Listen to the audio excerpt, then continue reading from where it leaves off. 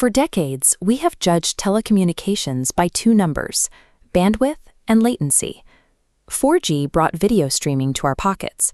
5G attempted to connect every handheld device. This logic fails when applied to the next generation. Gauging 6G by looking at its gigabits per second is equivalent to measuring a computer's utility solely by how much electricity it consumes. We are moving toward a model where the pipe is replaced by active nodes. Instead of just carrying data, the network intersections process information as it moves, turning the grid into a distributed brain. This shift changes the role of the network. It no longer waits for a human to send a command. It uses environmental data to anticipate needs and act on the physical world. This transition relies on a technical framework. As shown here, 5 properties: ultra-low latency, high reliability, massive scale, integrated AI, and context awareness must function together. Integrated intelligence weaves AI into the network's core architecture, functioning as a native part of the signal processing itself. We are stepping away from an internet contained by screens. We are entering an environment where the network operates as an invisible coordinator for our physical surroundings. Interaction is moving from the two-dimensional confines of a screen into the spatial world. By synchronizing volumetric data in real time, 6G creates the sensation of being in the same room as someone on the other side of the planet. To maintain this illusion of presence, the system must synchronize 3D projections with sub-millisecond precision. Even a slight lag in a gesture or eye contact would break the brain's perception of shared physical space. This synchronization allows healthcare to move to a location-independent model. A specialist can treat a patient based on real-time biometric streams and spatial imaging without needing to be in the same city. Haptic feedback systems transmit tactile sensations. A surgeon feels the physical resistance and texture of human tissue through a robotic interface thousands of miles away. In this environment, proximity is no longer the bottleneck for life-saving care. Network latency becomes the single most critical factor in surgical reliability. This same coordination scales up to the infrastructure we use every day: our vehicles, factories, and power grids.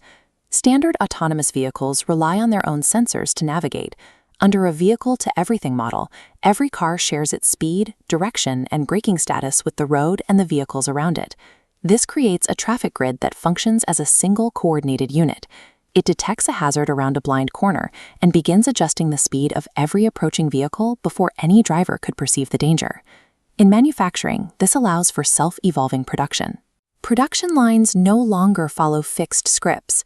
They reconfigure their own layouts and tasks in real time to optimize for changing resources or demand. Smart cities integrate these into an adaptive ecosystem. Systems like disaster prediction and traffic management link to the central logic. If prediction detects a flood, the city instantly reroutes traffic and adjusts energy balancing for emergency routes. Responsiveness, rather than simple connectivity, becomes the standard for how we measure the intelligence of future infrastructure. At its widest scale, the network encompasses the planet itself, tracking changes across the atmosphere and oceans. Instead of checking weather stations once an hour, we move to a continuous, synchronized planetary grid. Thousands of localized sensors feed a unified model of the Earth's current state. This data creates a cognitive digital twin, a virtual replica that mimics the physical world in real time. By running millions of what-if scenarios against these twins, engineers can identify exactly how a new power grid or seawall will perform before a single bolt is turned in the physical world. This ability to simulate complex outcomes means we can solve a crisis in the digital twin before it ever manifests in reality, turning planetary management into a predictive science. Wrapping the physical world in an autonomous digital layer creates a massive dependency. The more capable the system becomes, the more reliant we are on its continued operation. When surgeries, traffic, and power distribution are managed flawlessly by the network, human operators lose the situational awareness and practical skills needed to intervene during a manual override. Because these systems are interconnected, a single failure ripples outward. A bug in traffic coordination could impact hospital logistics in seconds. This is complicated by the opacity of the network's decisions.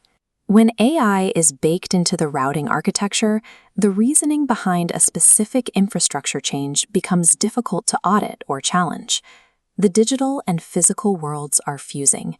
As these systems take over the mechanics of our daily lives, we have to decide where human authority ends and the network's autonomy begins.